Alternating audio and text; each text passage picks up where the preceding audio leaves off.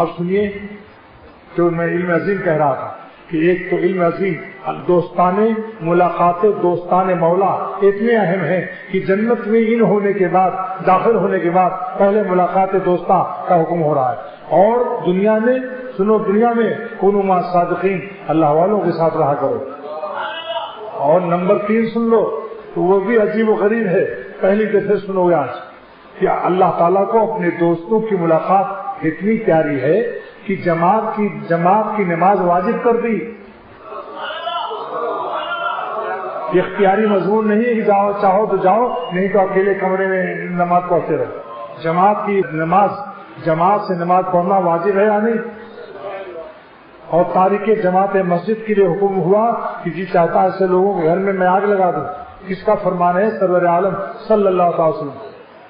بتاؤ. تو جماعت کی نماز کا واجب کر کے اللہ تعالیٰ نے اپنے دوستوں کی ملاقات کو واجب کر دیا کہ جب جماعت سے پڑھو گے تو دوستوں کا آمنا سامنا ہو جائے گا، ایک دوسرے کی زیارت ہو جائے گی، کم سے کم سامنے آمنے سلام دعا ہو جائے گی. نمبر 2 جمعے کے دن اور دوستوں سے ملو، بڑی جماعت سے ملو. نمبر 3 عید و بقرعید میں اور زیادہ دوستوں سے ملو، اور حج میں انٹرنیشنل دوستوں سے ملو، بین الاقوامی سارے عالمی عاشقان مولا سے ملو.